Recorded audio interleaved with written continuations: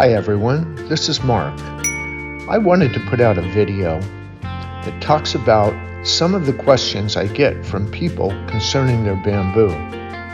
In our video today, we'll talk about irrigation and watering your bamboo, new growth, why leaves yellow, hurricanes, saltwater and freshwater storm surge, trimming and hedging, as well as some advice on mites, mealybugs, and sooty mold. I hope you find this video interesting and informative.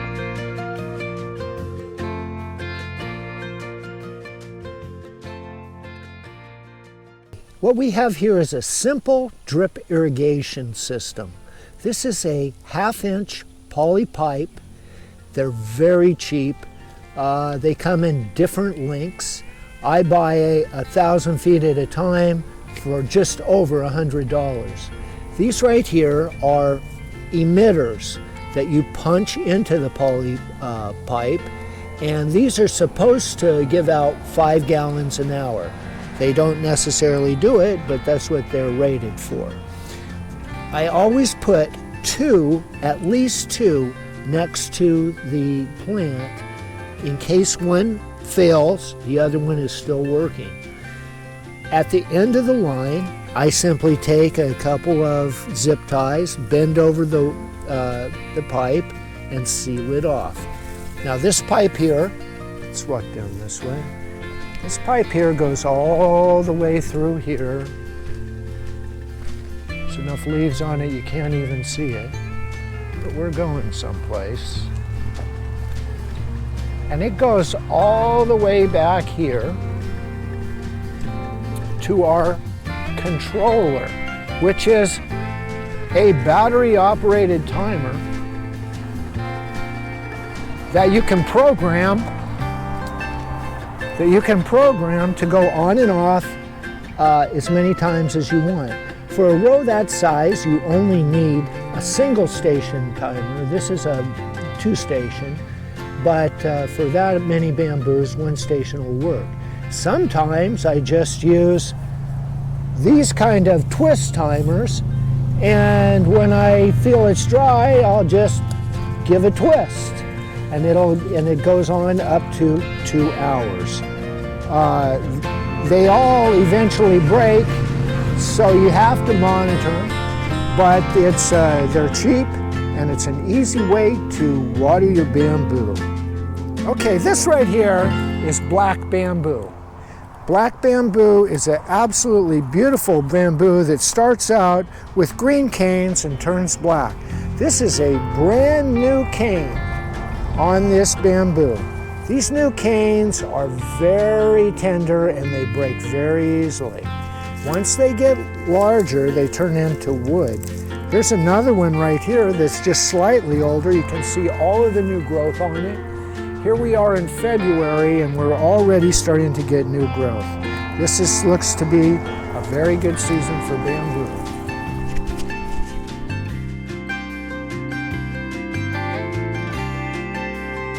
If you'll notice on some of these leaves here that they're a little bit burnt on the ends. This is not from wind damage. This here is from over-fertilization. That's why, now these plants will be fine. They will come right out of it. But in fact, you can see the new leaves there, how nice the new leaves look. But this is what can happen if you don't follow the directions on fertilizer. It only takes, you really need to measure it. It only takes a tablespoon or so, and that's all you need. Otherwise, you can end up with this, and it may not kill your plant, but it can set it back.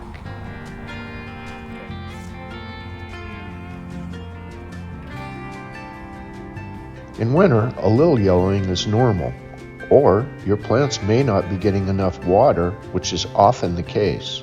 Your plants could be getting too much water. Bamboo should be kept moist, but not sopping or soggy. When should I fertilize, and what type of fertilizer should I use, and how much should I use? Bamboo should be fertilized twice a year during the growing season. Once in May and again in August or September. While manure or compost great for bamboo. Just be careful not to use too much manure or chemical fertilizer, as it may burn your plants. 18-6-12 time released with micronutrients is what I use, simply because it's easy to use. There is a defined amount of fertilizer going to each plant. Now let's talk a little bit about hurricanes. Certain bamboo perform differently to high winds. During Ian, we had 150-mile-an-hour winds. I have several hundred bamboo in the ground. None of them were lost. Ian blew a lot of leaves off, but they came back quickly. Some you wouldn't even notice that they were affected by a hurricane. Milton, on the other hand, where I live, was not nearly as strong and caused minimal leaf loss. However, many leaves were frayed from the wind but stayed on the trees, all of which will be replaced during the growing season. Saltwater storm surge is another story. If you are unlucky enough to experience storm surge, you know how devastating it can be. While there are a lot of salt-tolerant bamboos, not much can live through 4 feet of saltwater inundation, albeit coconut palms and sable palms. Fresh water is another story. Some bamboo can withstand freshwater flooding for 2 or 3 weeks and still come out just fine. I get a lot of questions pertaining to trimming bamboo. In order to establish a more dense plant, or when hedging, trimming is important. When the tip of the plant is cut, it encourages the plant to bush out. It also sends a message to the root system that it must send up new shoots for survival. It's all about new shoots. If your bamboo clump begins to expand further than you like, some of the green canes may be cut. Never trim more than 20% of green canes in one season, as it may damage the entire plant. Dead canes may be removed at any time. Still, other plants, such as dwarf Buddha belly, are often trimmed to maintain their shape and poise. In that case, don't be in a hurry to trim. As the plant grows, you will be able to determine what needs to be cut. These are 25-gallon dwarf Buddha bellies. We have Buddha bellies in 25 gallons, 15 gallons, 7 gallons, and 3 gallons. They're all beautiful. They'll all get to look like this right here. It just depends. You have to wait a little longer if you buy a smaller pot. But within 3 years, you should have something similar to this. Now, this bamboo is trimmed annually to show off these canes. You can see how it gets the name Buddha belly because of the fat bellies on each one. By trimming these, it allows me to see the canes easier. I'll take a Sawzall and just cut that off real close, just so I can see the cane. And then also, on ones like this right here, I let this grow last year. And this year, since it comes out like this, I'm probably going to cut it off. The reason it comes out like that is because everything's trying to go to the sun. Well, this real estate right here is already taken up. So this has to go outside in order to get the sun. And trimmed, it's an absolutely beautiful bamboo. This is in need of trimming again. But untrimmed, I've talked to several people that love it untrimmed.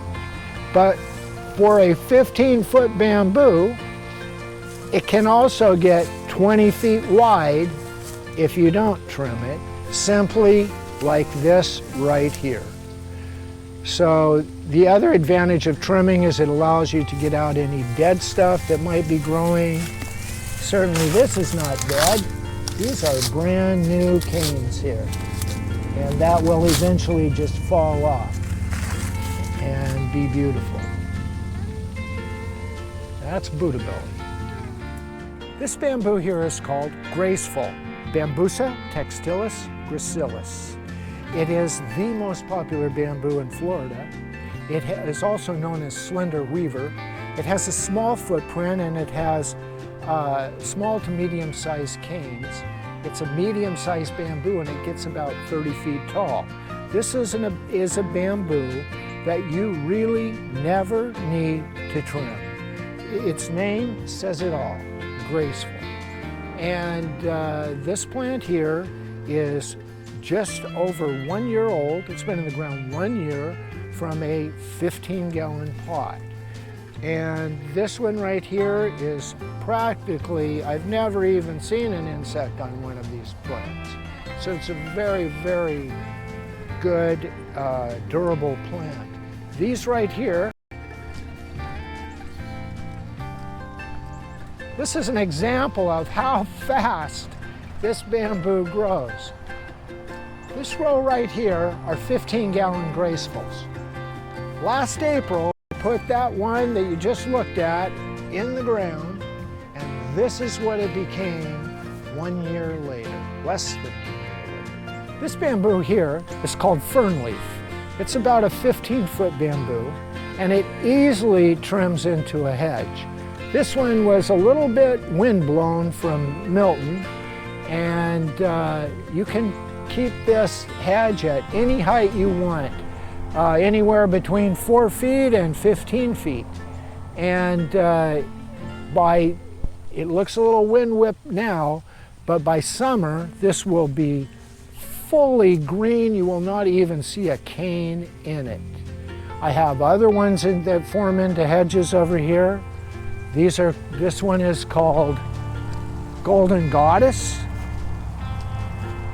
This is about a 12-foot bamboo, and you can see how thick it can get just by trimming the tops.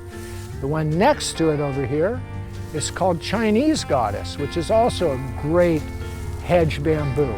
Now, here's another story.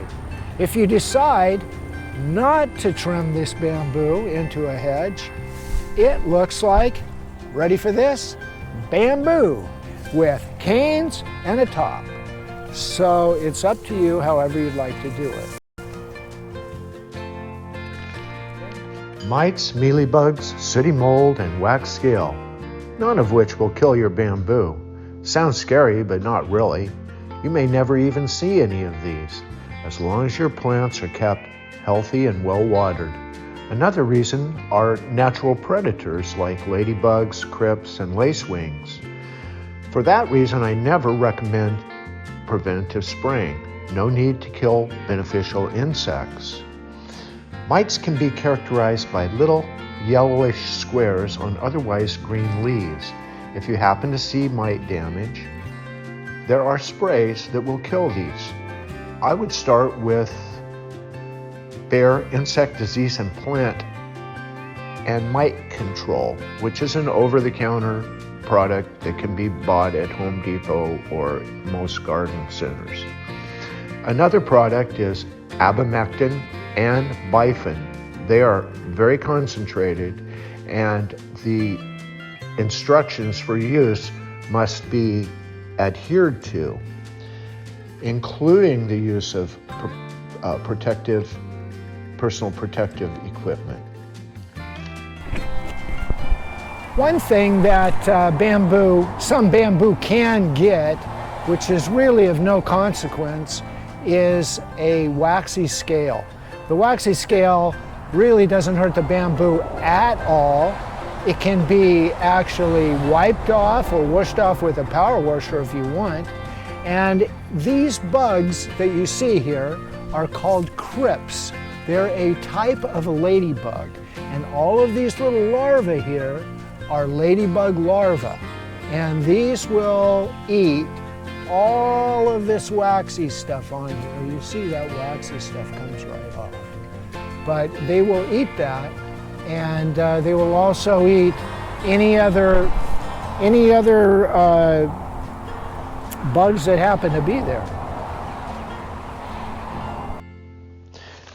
Mealybugs can be identified by a white glob at the leaf nodes. Mealybugs are easy to kill. You can even kill them with dish soap and water. However, It's very difficult to get under every leaf node. A better way is to use a systemic insecticide. It's easy to apply. Mix it in a bucket of water and pour it on the roots. Bare tree and shrub would be my first choice. Ants will sometimes farm mealybugs because they secrete honeydew, which they eat. Get rid of the ants, it helps to get rid of the mealybugs. Ants bite, too, another reason to get rid of them.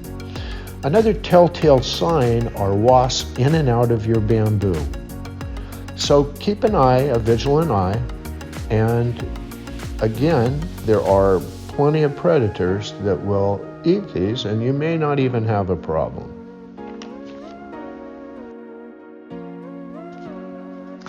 Sooty mold is a black fungus that can grow on the honeydew produced by the mealybugs. It can be controlled with copper fungicide, and getting rid of the mealybugs is the first thing you need to do.